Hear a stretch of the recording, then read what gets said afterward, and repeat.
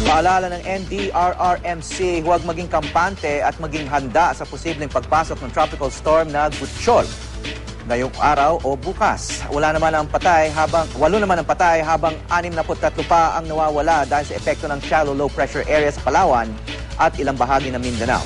May news to go si Maria Bulaklak, ausente.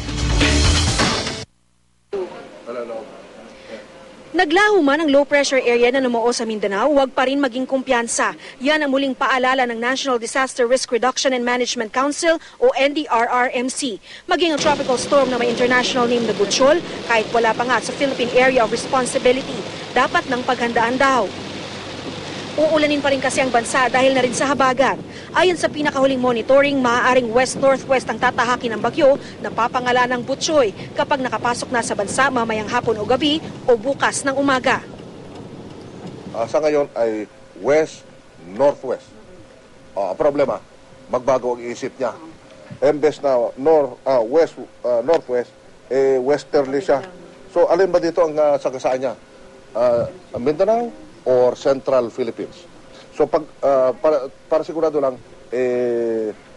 warning itong Eastern Mindanao at saka yung Samar Leyte at saka yung Bicol. Base sa forecast ng Pag-asa, maaaring heavy rainfall ang dala ng bagyo na maaaring palakasin ng southwest monsoon o habagat. Samantala, dahil sa shallow low pressure area sa kabuuan, may 8 patay na naitala ang NDRRMC. 5 dito ay mga pasahero sa lumubog na batil sa El Nido, Palawan. Tig-1 nasawi sa Marilog, Davao City, Sarangani at General Santos City.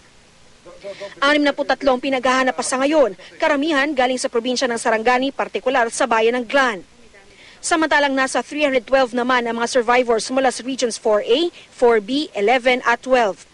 Nasa 165 na mga bahay ang totally damaged at 180 naman ang partially damaged dahil sa pagbabaha at storm surge. Tinatayang nasa mahigit 1 milyong piso na ang nasirang taniman at livestock sa probinsya ng Sarangani. Patuloy naman daw sa ngayon ang tulong mula sa national government, DSWD at maging ng LGUs. I-text niyo yung mga asawa niyo nandun sa dagat, uwi muna dahil mayroon parating na bagyo. At itong mga kababayan natin na nasa low-lying area, yung landslide prone area, tsunami prone area, iwasan na lang para ma-attain natin ang zero casualty. Maria Bulaklak, ausente, GMA News.